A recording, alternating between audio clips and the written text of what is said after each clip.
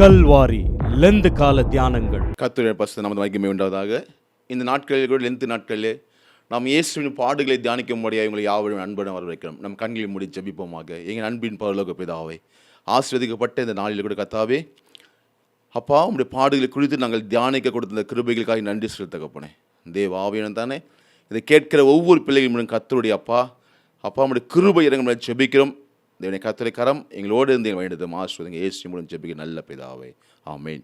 இந்த நாளில் கூட மத்தேயு சுவிசேஷம் 1 அதிகாரம் 14 சொல்லுகிறது, யாக்கோப்பு மரியாளுடைய புருஷனாகிய யோசேப்பை பெற்றான், அவளிடத்திலிருந்து கிறிஸ்து எனப்படுற இயேசு பிறந்தார். இந்த நாட்களில் இயேசு அநேக ஜனங்கள் பேசிக்கொள்கிற வார்த்தை இயேசு, அநேக மக்கள் சொல்லுகிற வார்த்தை இயேசு ஒரு வெளி தேசத்தின் கடவுள் என்று. ஆனால் வேதம் சொல்லுகிறது, யோவான் 3 அதிகாரம் 14 சொல்லுகிறது, தேவன் தம்முடைய ஒரே பேரான குமாரனை விசுவாசன் எவனோ அவன் கெட்டு போகாமல் நித்திய ஜீவன் அடிப்படையாய் அவரை தந்தளி இவ்வளவாய் இந்த உலகத்தில் அன்பு கூர்ந்தார். இயேசு என்றாலே வேதம் சொல்லுகிறது அன்பு. இந்த உலகத்தில் அநேகமான அன்புக்காக மக்கள் ஏங்கி கொண்டிருக்கிறார்கள். ஒரு வாலிப பெண், ஒரு வாலிப பிள்ளை அன்புக்காக ஏங்கி கொண்டிருக்கிறாள். ஒரு பிறந்த குழந்தை தன் தாயுடைய அன்புக்காக ஏங்கி கொண்டிருக்கிறார்கள். ஆனால் எல்லா அன்பு ஒரு நாள் இந்த உலகத்தை விட்டு சென்று போய்விடுகிறது. ஆனால் நாங்கள் அறிவிக்கின்ற, நாங்கள் தியானிக்கின்ற இந்த இயேசுவின் அன்பு என்பது அவர் சதா காலங்களும் நம்மளோடு கூட அன்பாய் காணப்பட்டு கொண்டிருக்கிறது. இயேசு இந்த நாளில் நம்ம எடுத்து தியானிக்கின்ற தலைப்பான இயேசு அவர் என்ன செய்தார்?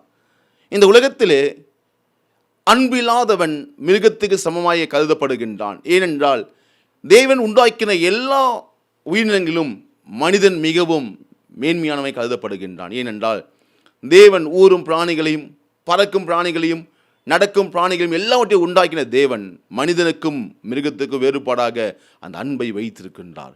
அந்த அன்பு என்ன செய்கிறது என்றால் தன்னை நிதானித்துக் கொள்வதற்கு அந்த அன்பு தேவைப்படுகின்றது.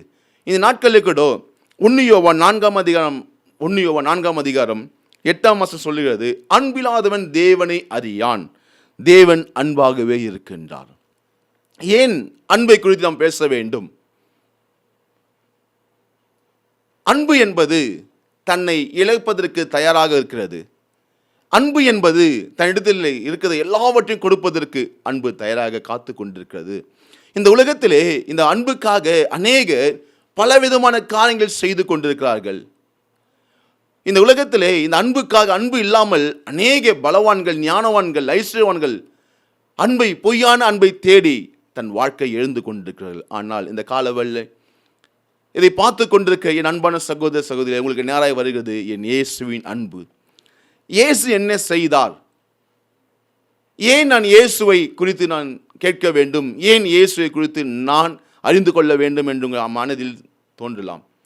இந்த நாளில் சொல்லப்படுகிறது, இயேசு ரோமர் 5 அதிகாரம் 8 சொல்லுகிறது, நாம் பாவியாய் இருக்கையிலே கிறிஸ்து நமக்காக மரித்ததினால் தேவன் நம்மேல் வைத்த தமது அன்பை விளங்க பண்ணினார். நான் பாவி என்று நான் எப்படி அறிந்து கொள்ள முடியும்? நான் பாவி என்று எனக்கு யார் சொன்னது என்று அநேகர் கேட்டுக்கொள்ளுங்கள். ஆனால் வேதம் சொல்லுகிறது, இந்த பூமியில் பிறந்த ஒவ்வொரு மனிதனும் பாவத்தினால் பிறக்கப்படுகிறான் என்று சொல்லப்படுகிறது. இந்த பாவத்தை நிவர்த்தி செய்வதற்காக மனிதர்கள் ஆங்காங்கே ஓடிக்கொண்டிருக்கிறார்கள், தெய்வங்களை வணங்கி கொண்டிருக்கிறார்கள். நான் எதையும் குறை சொல்லவில்லை, அவர்களுக்கு தெரிந்தவர்கள் செய்து கொண்டிருக்கிறார்கள். ஆனால் வேதம் சொல்லுகிறது, தேவன் தன் ஒரே பேரான குமாரனை இந்த உலகத்துக்கு தந்தலே அவர் இவ்வளவாய் அன்பு கூர்ந்தார். தன் பாவங்களை நீக்குவதற்காக, தன் பாவங்களை போக்குவதற்காக மனிதர்கள் மிருக ஜீவன்களை பலியிட்டுக் கொண்டிருக்கிறார்கள்.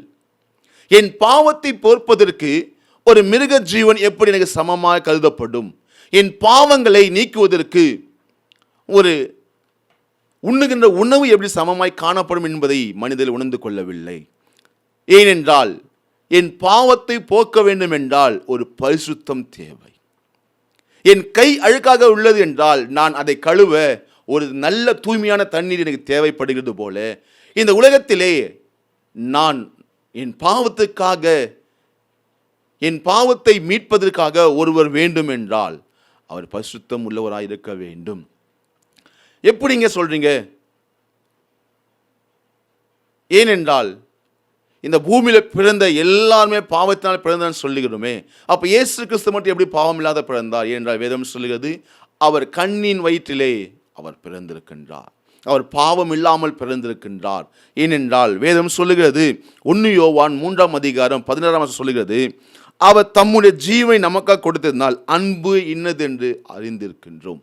இயேசுடைய அன்பு என்னதென்று சொல்ல வேண்டும் என்றால் அவர் தன் ஜீவனையே கொடுத்திருக்கின்றார். நீங்க அநேகர் சொல்லுவாங்க, அநேகர் வீட்டில் ஒரு இழப்பு ஏற்படும் போது அவங்க அழும்போது சொல்லுவாங்க, என் உயிர் எடுத்திருந்தாலும் அவர் காப்பாற்றிருக்கலாமே என்று. ஆனால் ஒருவேளை அவருக்கு முன்பாக தேவன் வந்து கேட்பார் என்றால் தன் உயிரை கொடுப்பதுக்கு யாரும் ஆயத்தம் இருக்க மாட்டார்கள். ஆனால் வாயின் வார்த்தையினால் சொல்லுவார்கள், என் உயிர் போனாலும் பரவாயில்ல, என் ஜீவன் போனாலும் பரவாயில்ல, நான் அதை செய்வேன் இதை செய்வேன் என்று சொல்லிக் கொண்டிருக்கிற மனித மத்தியிலே எனக்காக நமக்காக ஒருவர், பாவமே அறியாத பரிசுத்தர், பாவம் என்றால் என்ன என்பது தெரியாத ஒரு நீதிமான், அவர் நமக்காக பாவியாய் ஆனார். இந்த லெண்டேஸில் இயேசு எனக்காக மரித்திருக்கிறார் என்பதை நான் எப்படி அறிந்து கொள்ள முடியும்? இயேசு எனக்காக மரித்தார் என்பதை நான் எப்படி உணர்ந்து கொள்ள முடியும் என்று அநேகர் கேட்டுக்கொண்டிருக்கலாம். ஆனால் வேதம் சொல்லுகிறது, அவர் நம்முடைய ஜீவனை, அவர் தம்முடைய ஜீவனை நமக்காக கொடுத்ததினால் அன்பு இன்னதென்று அறிந்திருக்கின்றோம். நாமும் சகோதரர் ஜீவனை கொடுக்க கடனாளியா இருக்கின்றோம். இன்னைக்கு அநேக மிஷினரிகள் இந்த இந்திய தேசத்துக்கு வந்து தன் உயிரை கொடுத்து இயேசுடைய அன்பை வெளிக்காட்டி கொண்டிருக்கிறார்கள். ஏன் அப்படி செய்ய வேண்டும்? ஏனென்றால் வேதம் சொல்லுகிறது, ஒரு ஆத்துமா கெட்டு நரகத்துக்கு போவது தேவனுக்கு பிரியம் இல்லாத காரியம். என் அன்பான சகோதர சகோதரிகளே, இந்த வேளையிலும் என் பாவத்தை நிவர்த்தி செய்வதற்கு நான் 7 மலை தாண்டி 7 கடல் தாண்டி நான் ஆற்றில் மூழ்கி அல்லது நான் 40 நாள் குளிரோடு நான் செல்வதனால் என்ன பயணம்? எந்த மாற்றம் வராது. ஆனால் இந்த இந்த நாளில் எனக்காக ஒருவர் மரித்திருக்கின்றார். ஏனென்றால் அந்த அன்பு என்னதென்று நாம் அறிந்து கொள்ள வேண்டும் என்றால் நான் அன்பாய் இருக்க கற்றுக்கொண்டிருக்க வேண்டும். நாம் இன்னதான் விலங்குகளிடம் பழகினாலும் ஒரு குறிப்பிட்ட நாட்களுக்கு பிறகு அல்லது குறிப்பிட்ட நேரத்தில் மிருகம் தன்னுடைய குணாதிசயத்தை காட்டி கொடுக்கும். நீங்கள் வளர்த்திருக்கின்ற செல்ல பிராணிகள் எடுத்துக்கொள்ளுங்கள், எவைகளாக இருந்தாலும் சரி, ஒரு குறிப்பிட்ட நேரத்துக்கு பிறகு அது தன்னுடைய குணாதிசயத்தை காண்பிக்க வேண்டும். ஆனால் இந்த நாளில் நமக்காக ஒருவர் என் பாவங்களை, என் அக்கிரமங்களை, என் தலைமுறை சாபங்களை, என் மீறுதலையும் மன்னிக்க ஒருவர் வந்திருக்கிறார் என்றால் அது நாங்கள் அறிவிக்கின்ற இயேசு ஒருவரே. அவருடைய அன்பு என்னென்று காண்பிக்க வேண்டும் என்றால் ஏசாயா 66ஆம் அதிகாரம் 1ஆம் வசனம் சொல்லுகிறது, ஒருவனை தன் தாய் தேற்றுகிறது போல. இந்த உலகத்திலே எவ்வளவுதான் நேசித்த உறவுகள் இருந்தாலும் ஒரு மனிதனை அவன் தாய் தேற்றுகிறது போல எந்த மனிதனும் தேற்ற முடியாது. நீங்கள் நினைத்து பார்க்கலாம்,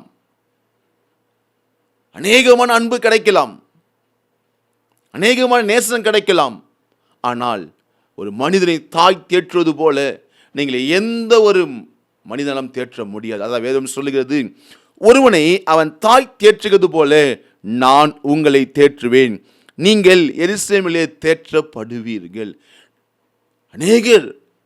அநேகமான காரியங்கள் செய்தும் அவர்கள் தேர்தல் இல்லை, சமாதானம் இல்லை. அந்த சமாதானத்துக்காக என் ஜனங்களை ஓடிக்கொண்டிருக்கிறார்கள். ஆனால் வேதம் சொல்லுகிறது, ஒரு தாய் தேற்றுகிறது போல. தாய் எப்படி தேற்றுவாள்? ஏன் அந்த தாயுடைய அன்புக்கு நேராக இயேசுவின் அன்பு சொல்லப்படுகிறது என்றால், ஒரு தாய் கர்ப்பத்திலே 10 மாதங்கள் சுமந்து அந்த பிள்ளை கருவுற்றதிலிருந்து தன்னை அந்த பிள்ளைக்காக அநேகமான விஷயத்திலே தாயானவள் தன்னை அர்ப்பணித்து கொண்டு வருகிறாள்.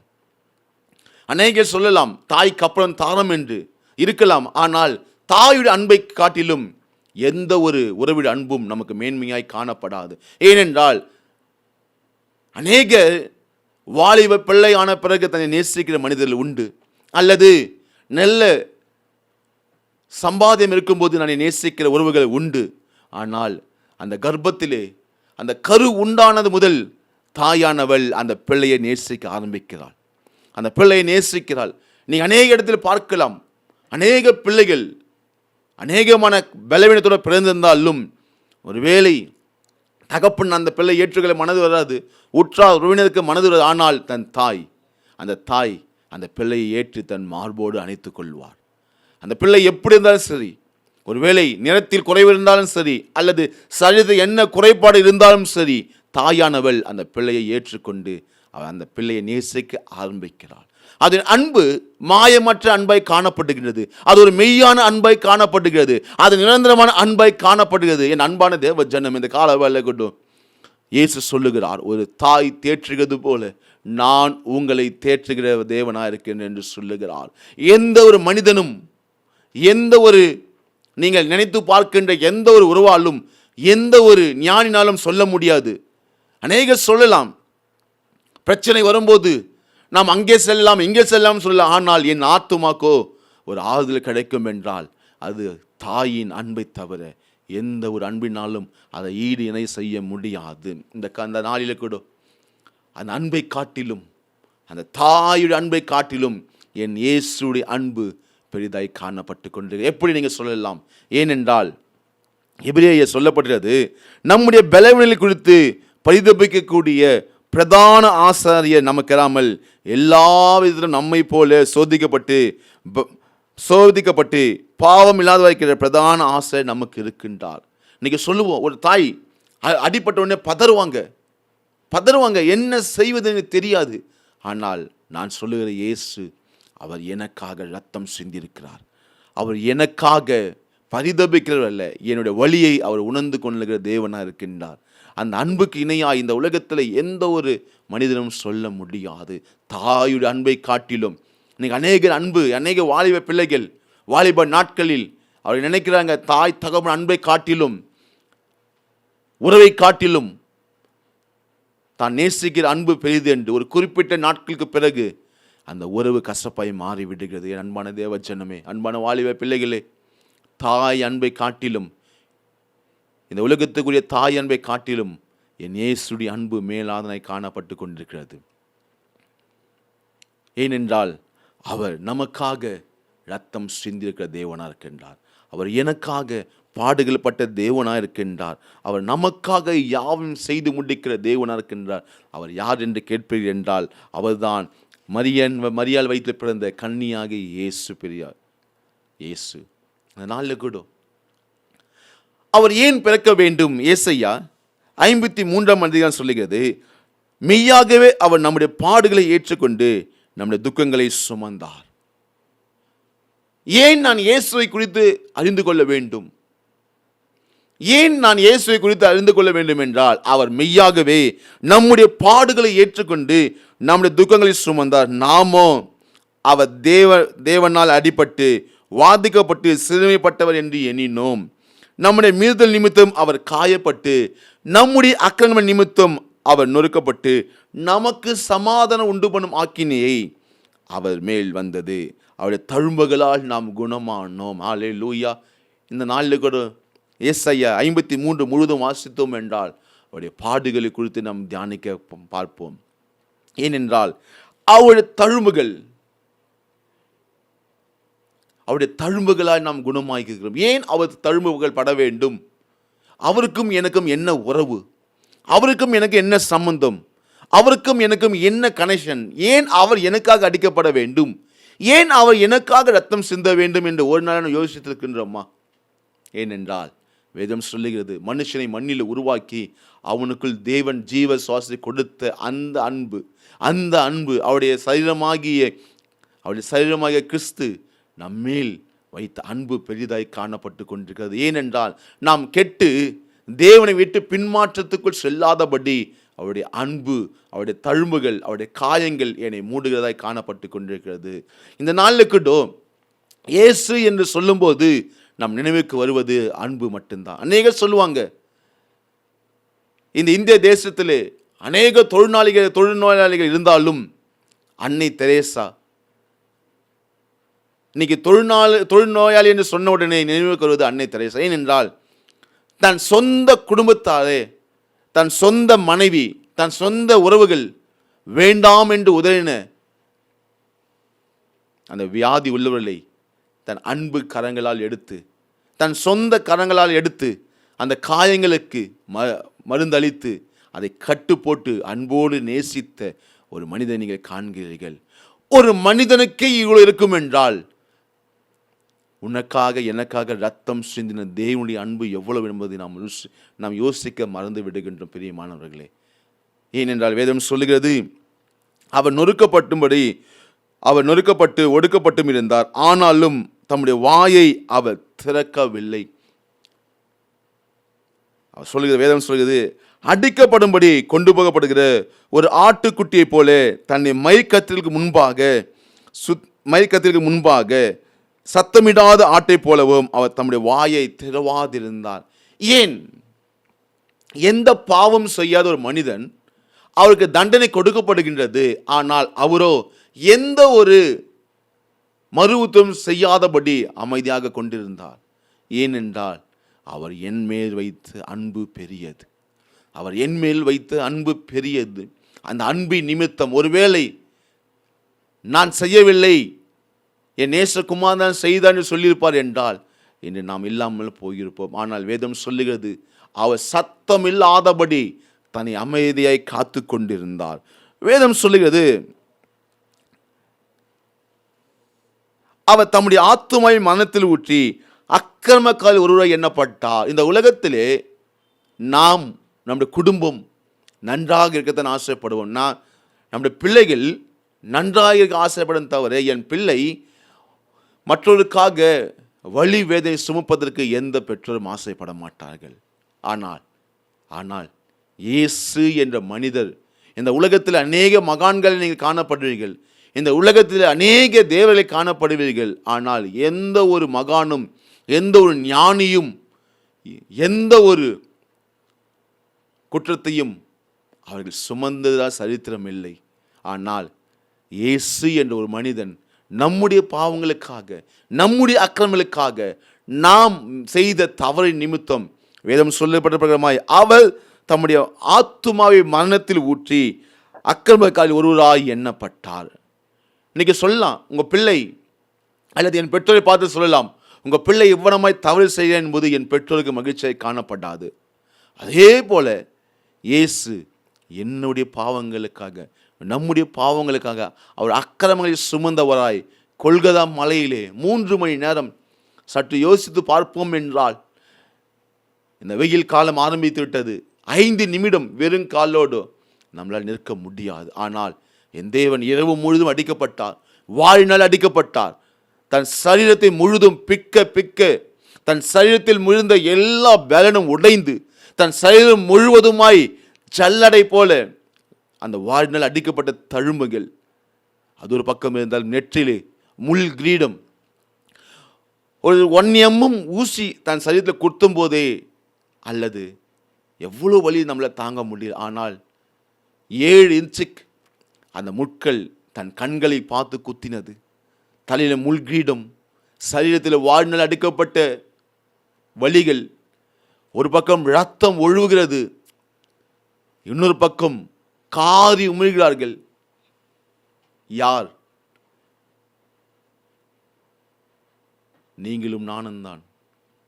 அந்த இயேசுவின் அன்பை ருசி பார்க்காத ஒவ்வொருவரும் நம் இயேசுவின் முகத்தில் காரி உமிழ்களாய் காணப்பட்டு கொண்டிருக்கும். பிரியமானவர்களே, இந்த நாளில் கூட வேதம் சொல்லுகிறது, அவர் எனக்காக அடிக்கப்பட்டார். ஒரே ஒரு விஷயம்தான், ஏன் அவர் எனக்காக அடிக்கப்பட வேண்டும் என்றால், தேவன் தம்முடைய ஒரே பேரான குமாரனை விசுவாசிகன் எவனோ அவன் கெட்டு போகாமல் நித்திய ஜீவன் அடையும்படி அவரை தந்தளி இவ்வளவாய் இந்த உலகத்தில் அன்பு கூர்ந்தார்.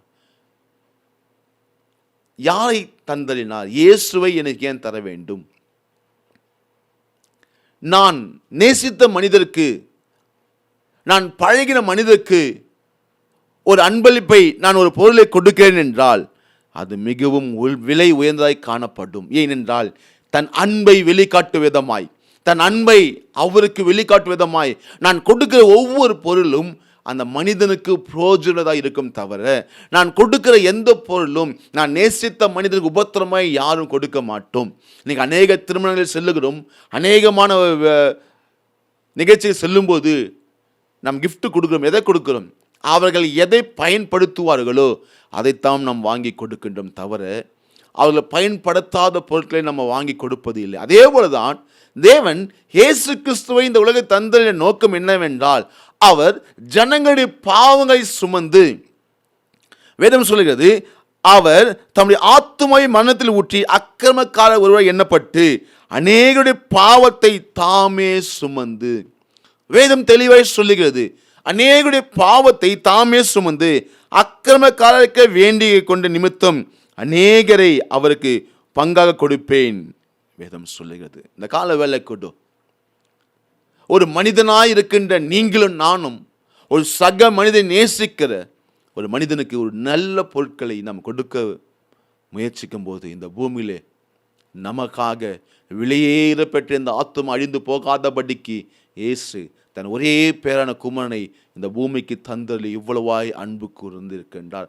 அநேகர் சொல்லுகிற ஒரு காரியம் இதுதான், இயேசு தன்னைத்தான் காப்பாற்றிக்க முடியாமல், இயேசு தன்னைத்தான் விடுவித்துக் கொள்ள முடியாமல் அவர் சிலுவையிலே மரித்து விட்டார் என்று அநேகர் சொல்லுகிறார்கள். அது அப்படி அல்ல. ஏனென்றால் அவர் மேல் கை வைப்பதற்கு எந்த மனிதனுக்கும் அதிகாரம் கிடையாது. வேதம் சொல்லுகிறது, அவர் மரிப்பதற்காக இந்த பூமியில் பிறந்தார். நீங்கள் எந்த ஒரு பிள்ளை எடுத்துக்கொள்ளுங்கள், அந்த பிள்ளை மினிமம் 100 ஆண்டு வாழ வேண்டும் என்று வாழ்த்துவோம், அல்லது அந்த பிள்ளை அநேகமான ஆண்டுகள் வாழ வேண்டும் என்று வாழ்த்தும் தவிர எந்த பிள்ளையும் மரிப்பதற்காக இந்த பூமியிலே பிறப்பதில்லை. ஆனால் இயேசு ஒருவரே தான் பாடுகள் பட வேண்டும், தாம் இவ்வனமாய் மரிக்க வேண்டும் என்பதை அறிந்தவராய் இந்த பூமியிலே நமக்காக பிறந்தார்.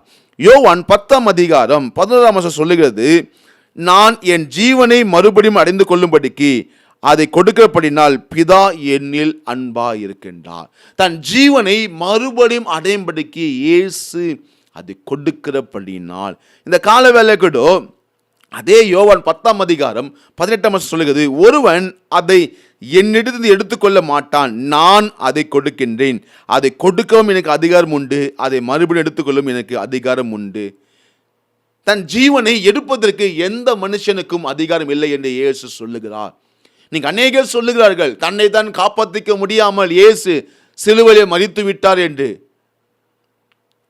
பிரியமான சகோதர சகோதரிகளே, அவர் மரிக்கவில்லை, தன்னை ஒப்பு கொடுத்தார். மரணம் என்பது அநேகருக்கு வருவது. மரணிப்பவர்களை கேட்பேன் என்றால், நான் மரணத்துக்கு ஆயத்தமாக இருக்கேன் என்று யாரும் சொல்ல மாட்டார்கள். ஆனால் இன்று நான் நீங்கள் கேட்டுக்கொண்டிருந்த செய்தியிலே இயேசுவானவர் தன் பிதாவிடத்திலே தன் ஜீவனை ஒப்பு கொடுத்தார். அவர் மரிக்கவில்லை, அவர் ஒப்பு கொடுத்தார். இந்த கால வேலை கூட அநேகர் சொல்லுகிற கேள்விகளுக்கு இது ஒரு பதிலாக இருக்கட்டும். யோவான் 10ஆம் அதிகாரம் 18ஆம் வசனத்தை நம்ம மீண்டும் வாசிப்போம் என்றால், ஒருவனும் அதை எடுத்துக்கொள்ள மாட்டான், நான் அதை கொடுக்கின்றேன், அதை கொடுக்கவும் எனக்கு அதிகாரம் உண்டு, அதை மறுபடியும் எடுத்துக்கொள்ளும் எனக்கு அதிகாரம் உண்டு, இந்த கட்டளையின் பிதாவிடத்தில் பெற்றுக்கொண்டேன் என்றார். இந்த கால வேலை கொடு, இந்த நாளில் கொடு, தன் ஜீவனை அவர் கொடுத்திருக்கின்றார். யாருக்காக? நமக்காக அவர் கொடுத்திருக்கின்றார். பாடுகள் பட்ட இயேசு, குற்றமே அறியாத இயேசு, நன்மை செய்தவராய் 33 ஆண்டுகள் இந்த பூமியில வாழ்ந்து நன்மை செய்தவரை சுற்றி திரிந்த இயேசு, எந்த இடத்திலும் அவர் யாருக்கும் எந்த தீங்கும் செய்ய, ஒருவேளை அவர் மரிக்க வேண்டும் என்றால் அநேக நாட்களிலே அவரை தேடிக்கொண்டிருக்கிறார்கள். ஒரு கல்லெறிந்து கொண்டிருக்கலாம், அல்லது அநேக விதமான விதத்தில் மரணம் வந்திருக்கலாம். அந்த மரணம் எல்லாம் சில நேரம் மட்டும்தான் வழி இருக்கும். ஆனால் என் இயேசு இரவு முழுதும் தன் வாரினால் அடிக்கப்பட்ட சரீரம் பிற்கப்பட்டு முட்காயங்களோடு முட்கீடங்களோடு அந்த கொல்கதா மலையிலே அந்த சிலுவை சுமந்தவராய் அந்த வழிகளோடும் தன் சரீரத்திலிருந்த ரத்தம் ஒழுக ஒழுக அவர் எனக்காக பாடுகள் பட்டார். ஏனென்றால் அவர் வேத வாக்கியங்கள் முறையின்படி, அவர் வேத வாக்கியங்களை அவர் நிறைவேற்றும்படியாய் இந்த பூமியிலே வந்தவராயிருக்கின்றார். யோவான் 14ஆம் அதிகாரம் 3ஆம் வசனம் சொல்லுகிறது, இயேசு மரித்தார் என்று பிரசங்கிக்கிற நாங்கள் அவர் மீண்டும் வரப்போகிறார் என்பதை நாங்கள் சொல்லுகிறோம். அவர் எப்படி வரப்போகிறார்? அவர் மரித்தார், 3ஆம் நாள் அவர் உயிரோடு காணப்பட்டார். நாங்கள் ஆராதிக்கிற இயேசு மரித்தவர் அல்ல. இந்த உலகத்தில் அநேகமான மகான்கள் காணப்பட்டார்கள், அநேகமான ஞானிகள் காணப்பட்டார்கள். எல்லாருடைய கல்லறையும் அடைக்கப்பட்டிருக்க தவிர என் இயேசுவின் கல்லறை மட்டுமே இந்த நாள் வரைக்கும் திறந்திருக்க காணப்பட்டு கொண்டிருக்கிறது. ஹல்லேலூயா. எந்த ஒரு மகானுடைய கல்லறையும் திறக்கப்படவில்லை, எந்த ஒரு ராஜாக்களுடைய கல்லறையும் திறக்கப்படவில்லை, எந்த ஒரு ஐஸ்வர்யனுடைய கல்லறையும் திறக்கப்படவில்லை. ஆனால் எந்த மனிதன் நீங்க பாவி என்று அறிக்கை செய்தீர்களோ, எந்த மனிதன் தன்னைத்தான் காப்பாற்றிக்க முடியவில்லை என்று நீங்கள் சொல்லுகிறீர்களோ, அந்த இயேசுடைய கல்லறை இன்று திறக்கப்பட்டு கொண்டிருக்கிறது, திறந்திருக்கிறதை நீங்கள் காண்பீர்கள். அது உலக சரித்திரமாய் காணப்பட்டு கொண்டிருக்கிறது. இந்த உலகத்தை மனிதர்கள் அநேகர் சொல்லலாம், அநேகமான ஞானிகள் எழுந்து, விஞ்ஞானிகள் எழுந்து இயேசு மதிக்கவில்லை, இயேசு அவர்கள் மருத்துவத்தின் மூலமாக உயிர் திறந்தார் என்று அநேகமான ஆராய்ச்சி செய்து கொண்டிருந்தாலும் எல்லாவற்றிலும் அவர்கள் கண்டது தோல்வியே தவிர. ஏனென்றால் அவர் தன்னை ஒப்பு கொடுத்திருக்கின்றார். இந்த நாளில் கூட வேதம் சொல்லுகிறது, அவர் மரித்து எங்கே சென்றார்? அவர் மரித்து எங்கே சென்றார் என்று கேட்பேன் என்றால் யோவான் 14:3 சொல்லுகிறது. யோவான் 14:3, நான் போய் உங்களுக்கு ஸ்தலத்தை ஆயத்தம் பண்ணின பின்பு நான் இருக்கிற இடத்திலே நீங்களும் இருக்கும்படி நான் மறுபடியும் வந்து உங்களிடத்தில் சேர்த்துக்கொள்வேன் என்றார். அவர் மரித்து பரமேறி சென்று நமக்காக ஒரு ஸ்தலத்தை ஆயத்தம் செய்ய அவர் காத்து கொண்டிருக்கிறார். அவர் மீண்டும் வரப்போகிறார். என் தேவ ஜனமே, என் தேவன் ஜனமே, இயேசுடைய இந்த பாடுகள் நாட்களிலே உன் துக்கங்கள் மாற வேண்டும் என்றால், உன் குடும்பத்தில் மகிழ்ச்சி காணப்பட வேண்டும் என்றால், உன் பிள்ளையுடைய வாழ்வு தலைமுறைக்கும் உன்னுடைய மூதாதையுடைய சாபங்கள் நீங்கப்பட வேண்டும் என்றால், நான் சொல்லுகிற இயேசுவை நீ நோக்கி கூப்பிடுவாய் என்றால் உன் துக்கம் மாறும், உன் துக்கம் சந்தோஷமாய் மாறும். உன் துக்க நாட்கள் இன்றொரு முடியப்பட வேண்டும் என்றால் நீ இயேசு என்ற நாமத்தை உன் வாயினால் உச்சரித்து அவரை தொழுது கொள்ளும் போது அவருடைய இரத்தம் சகல பாவங்களையும் நீக்கி உன்னை பரிசுத்தமாக்கும்படியாய் காத்து கொண்டிருக்கின்றார். நீங்க சொல்லலாம், எனக்கு இயேசு என்று யாருன்னு தெரியாது என்று. இயேசு என்று தெரியலாம், பரவாயில்ல. இந்த நாளில் இந்த சத்தை கேட்டுக்கொண்டிருக்கிற பிரியமானவர்களே, நீங்கள் இயேசு என்ற வார்த்தையை உங்கள் வாயினால் உச்சரிக்கும் போது, இயேசு என்றாலே அந்த அன்பின் வெளிப்பாடு, அந்த அன்பு தன்னை மரணத்துக்கு ஒப்பு கொடுக்கிற அன்பை நீங்கள் கண்ணோக்கும்படியாய் இந்த நாளில் நீங்கள் அழைக்கப்படுகிறீர்கள். எந்த மனிதனும் தன் வாயினால் சொல்லலாம், அதை செயலினால் செய்து முடிக்க முடியாது. ஆனால் இன்று நாங்கள் அறிவிக்கின்ற இந்த இயேசு 2000 ஆண்டுகளுக்கு முன்பாக இந்த பூமியில் பிறந்தார் என்பதற்கு உலக சரித்திரம் கிமு கிபி என்று இந்த உலகத்தை 2 பிரித்த தேவன், இந்த உலகத்தில் எந்த மனிதனாலும் அடைக்கப்பட்டு வைக்க முடியாத என் இயேசுவின் சரீரம் 3ஆம் நாள் உயிர் தெழுந்து, கல்லறைகள் வெடித்து உயிர் தெழுந்து அவர் உயிரோடு காணப்படுவதை உயிரோடு இருக்கின்றார். அந்த இயேசு உன் வாழ்க்கையில், உன் குடும்பத்திலே நன்மை செய்ய காத்து கொண்டிருக்கின்றார். வெறும் சொல்லுகிறது, நான் வாசற்படி என்று கதவை தட்டுகின்றேன், ஒருவன் என் சத்தத்தை கேட்டு கதவை திறப்பான் என்றால் நான் அவனோட போஜனம் பண்ணுவேன் என்று வேதம் சொல்லுகிறது. பிரியமானவர்களே, உன் பாவங்கள் நீங்க வேண்டும் என்றால், உன் அக்கிரமங்கள் நீங்கப்பட வேண்டும் என்றால், அந்த இயேசுவை நீ உன் உள்ளத்தில் வைத்து அவரை நோக்கி பார்க்கும்போது உன் அக்கிரமங்கள் மன்னிக்கப்பட்டு உன் பாவங்கள் நீங்கி உன்னை மறு வாழ்வுக்கு அழைத்து செல்ல அவர் காத்து கொண்டிருக்கின்றார்.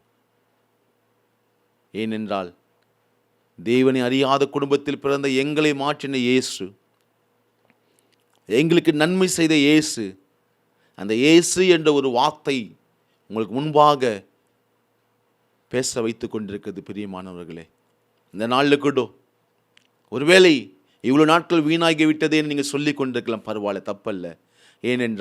ஏனென்றால் வேதம் சொல்லுகிறது, இன்றைய இரட்சணை நாள் என்று சொல்லப்பட்ட பிரகாரமாக இந்த நாளிலே இந்த சத்தம் கேட்டுக்கொண்டிருக்கிற இப்பொழுதே, ஒருவேளை நான் கிறிஸ்துவ குடும்பத்தில் பிறந்தாலும் நான் தேவனை குறித்து வெளிப்பாடு இல்லாமல் வாழ்ந்து கொண்டிருந்திருப்பேன் என்றாலும், நீங்கள் அவருடைய முகத்தை நோக்கி பார்க்கும்போது அவர் உனக்காக யாவையும் செய்து முடிக்கிற தேவனாக இருக்கின்றார். மீண்டும் சொல்லுகிறேன், அவர் சிலுவையிலே தன்னை ஒப்பு கொடுத்தார். லூக்கா 23ஆம் அதிகாரம் 46ஆம் சொல்லுகிறது, இயேசு, பிதாவே உம்முடைய கைகளின் ஆவை ஒப்புக் கொடுக்கிறேன் என்று மகா சத்தமாய் கூப்பிட்டு சொன்னார். இப்படி சொல்லி ஜீவனை விட்டார் இந்த வேதம் சொல்லுகிறது. அவர் ஜீவனை கொடுத்தால் அவருடைய ஜீவனை எந்த மனிதனும் எடுக்க முடியாது. அவருடைய ஜீவனை எந்த மனிதனுக்கும் அவர் கொடுக்கவில்லை. பிதாவிடத்தில் பெற்றதே அவர் பிதாவிடத்தில் ஒப்புக் கொடுத்தார். பிரியமானவர்களே, இந்த நாளில் கொண்டு இயேசு என்ற இரட்சகர், இயேசு என்ற மீட்பர் நமக்காக காத்து கொண்டிருக்கின்றார். நீங்கள் அவரை உள்ளத்தில் ஏற்றுக்கொண்டு அவரை உன் தெய்வமாய் அல்லது உன் இரட்சகரை நீ உன் வாயினால் அறிக்கை செய்வாய் என்றால் உன் சகல பாவங்களையும் நீங்கி உன்னை ரட்சித்துக் கொள்ள அவர் போதுமானவர் இருக்கிறார். எனவே கண்களை மூடி அப்படி சமூகத்தை நோக்கி பார்ப்போமா? எங்களை மீட்டெடுத்த எங்கள் அன்பின் பரலோக பிதாவே, ஆசீர்வதிக்கப்பட்ட இந்த நாளுக்காக நன்றி செலுத்தக்கப்பனே. கர்த்தாவே அப்பா, இதோ எங்களுடைய பாவங்களுக்காக எங்கள் அக்கிரமங்களுக்காக சுமந்து கல்வாரியில் தன் ஜீவனை கொடுத்த இயேசுவே அப்பா, இந்த சத்தத்தை கேட்டு ஒவ்வொரு பிள்ளைகளுக்காக நன்றி செலுத்தக்கப்பனே. ஒரு விசை கூட அப்பா தகப்பனே தன் பாவத்திலிருந்து மீறுதல் படையாதபடி தகப்பனே காத்து கொண்டிருக்க பிள்ளைகளுக்காக செபிக்கிறோம். அவருடைய பாவங்கள் மன்னிக்கப்பட கத்த கிருபை பாராட்டுங்க. முதலாக இயேசு அறிவிக்க அப்பா தன் உள்ளத்தில் ஏற்றுக்கொண்டு நோக்கி பார்க்குற பிள்ளைகளை கத்தாவின் காத்தில் ஒப்பு கொடுக்கிறேன். சமாதானத்தை கொடுங்க. பிள்ளையுடைய வாழ்வில் கத்த நன்மை செய்யுங்க. தொடர்ந்து தகப்பனே அப்பா உண்மை ஆராதிக்க பிள்ளைகளை கத்த நடத்த ஒப்பு கொடுக்கிறோம். இதனை கத்தர் அப்பா இந்த தேசத்திலே கத்தாவே உங்களுடைய சிலுவை பாடுகளை குறித்து தியானிக்க கொடுத்த அப்பா இதோ தகப்பனே ஐஎம் டிவிக்காக நன்றி செலுத்த தகப்பனே. அப்பா ஒரு விஷயம் கூட இந்த டிவி சேனலை ஆஸ்வதிங்க. தொடர்ந்து உங்கள் நாமத்தை பிரஸ்தாபனை கத்த கிருபை பாராட்டுங்க, வழிநடத்துங்க. எல்லா துதியும் கனமும் மகிமையும் இரட்சகர் மீட்பாங்க இயேசு கிறிஸ்து நாமத்தில் ஒப்புக்கொடுற ஜீவன் நல்ல பிதாவே, ஆமென். என் ஆத்துமாவை கத்தை ஸ்தோத்திரி, என் முழுமே பரிசுத்த நாமத்தை ஸ்தோத்திரி. என் ஆத்துமாவை கத்தை ஸ்தோத்திரி. கத்த செய்த சகல உபகாரங்களை மறவாதே, ஆமென். கர்த்தர் உங்களை ஆசீர்வதிப்பாராக.